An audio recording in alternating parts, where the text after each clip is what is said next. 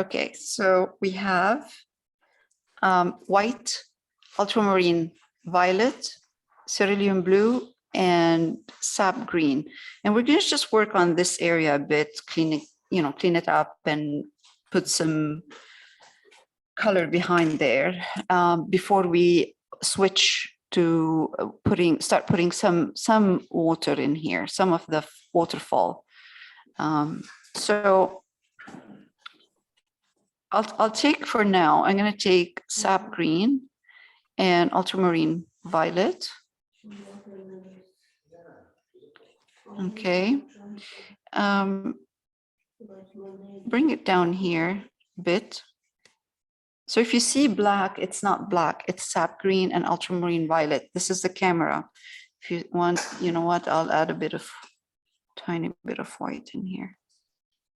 Doesn't have to be very dark, but it has to be kind of purplish because we're trying to push this back. It's not supposed to come forward, okay? Because we're going to put a tree on top eventually. So let's just kind of finish this part here. It doesn't have to be perfect. Layal, is there white in it too? A bit, yeah, just a bit of white.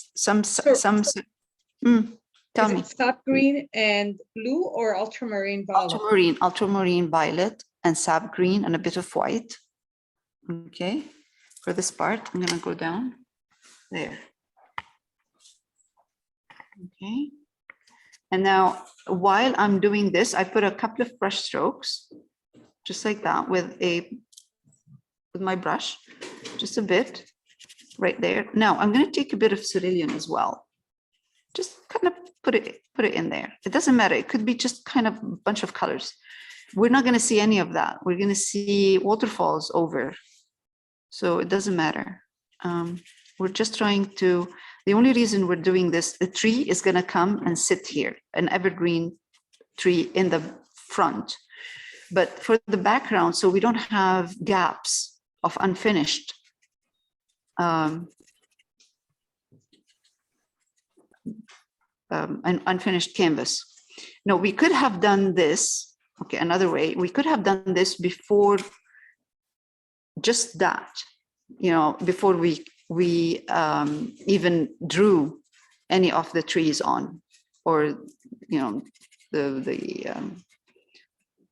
just a hint of the trees in there, and then put the trees on top. We could have done that as well, but I think this is good. We can do that. There.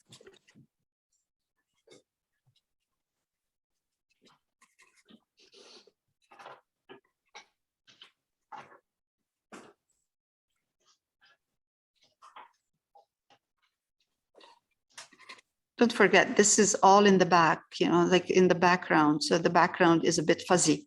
So that's why we're putting white, because it's fuzzy. It's supposed to be glazed, supposed to be foggy. Sorry, Layal, are you trying to cover the uncovered parts of the canvas right now? Yeah, just. Oh, okay. Yeah.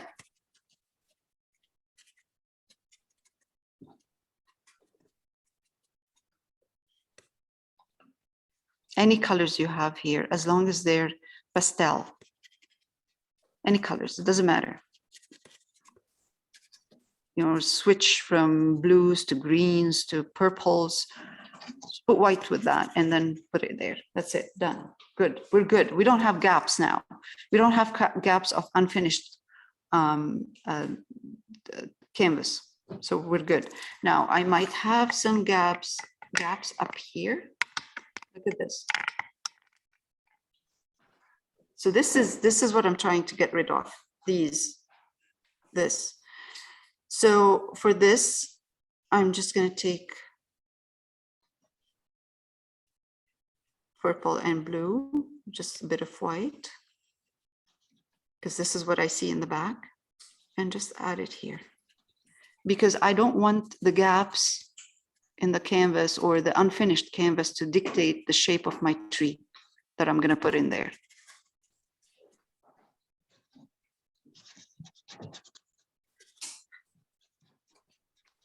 And that's what makes it interesting, all of these different colors that we're having, you know, we're putting in here.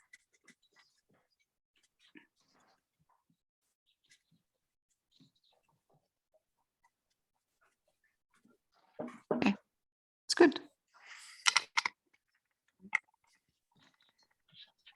Use some time and then we'll work on the waterfall.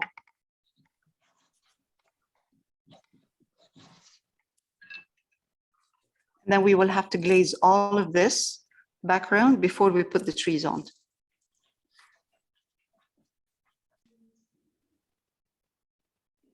Okay, so let's work on the water part.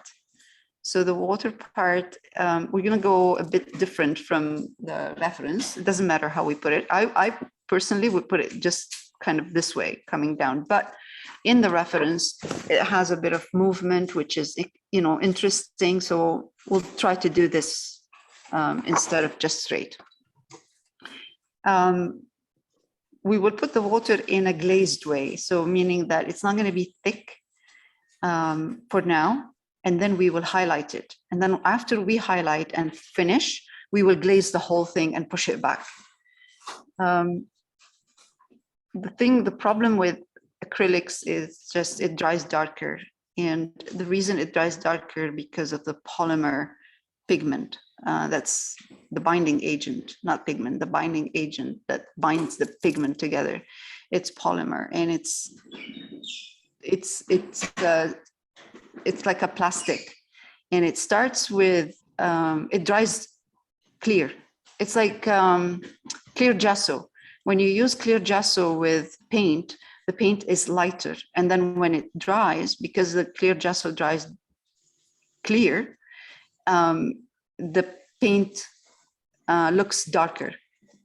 So that's why when it dries, the polymer is transparent when it dries. All right, so let's take white, bit of blue,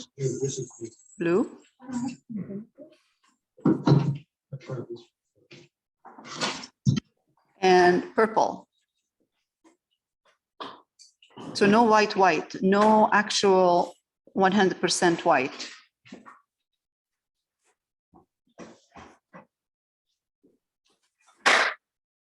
Can you repeat that layout, please?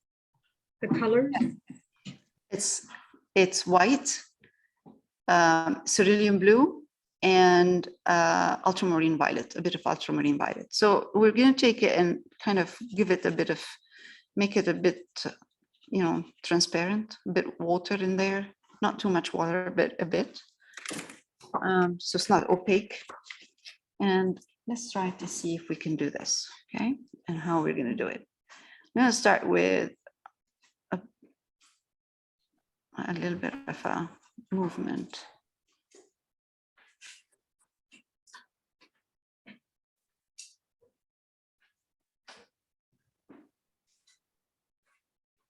It should dry darker than this.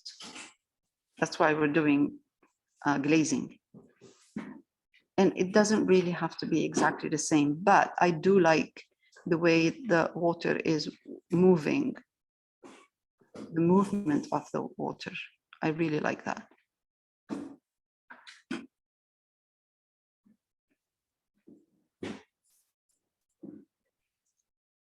If it's not blue enough, put some more blue in there. It shouldn't look too white.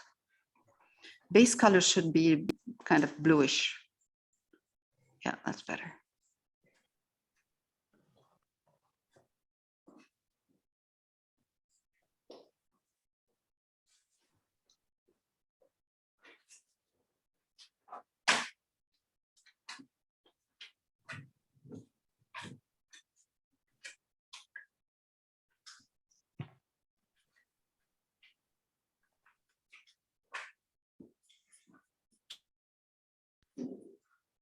Again, it doesn't really have to be exactly the same. Just make sure that the movement is interesting.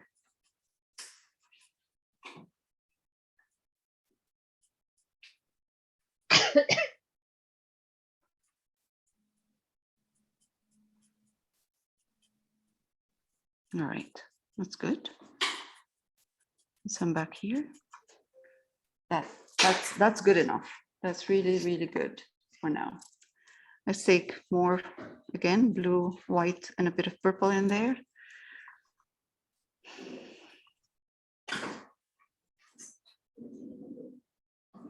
Now here, it's a bit too much happening, so a lot of movement. So let's do that. And then it's stronger here. It goes both ways. Again, and it goes this way.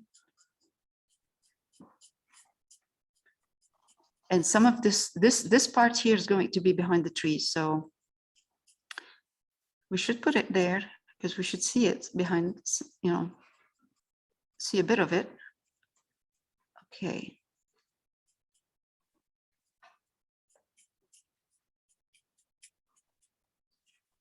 Okay, again.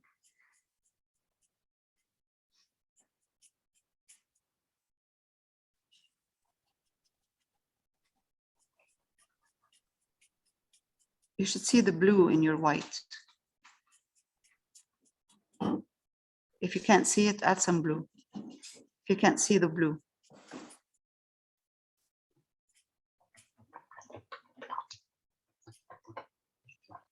We will be putting another layer of glaze with a bit more water, white in there, but glaze again.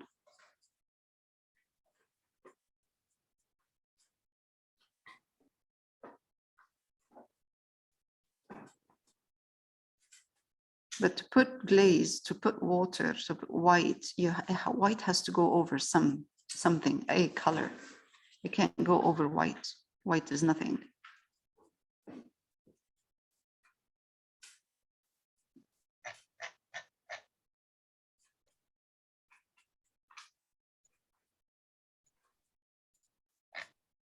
Okay, that's good. Do you want me to stop now or continue? Do you want to give you a couple of minutes? Yes, Yes. yes, Okay. Lil. Okay.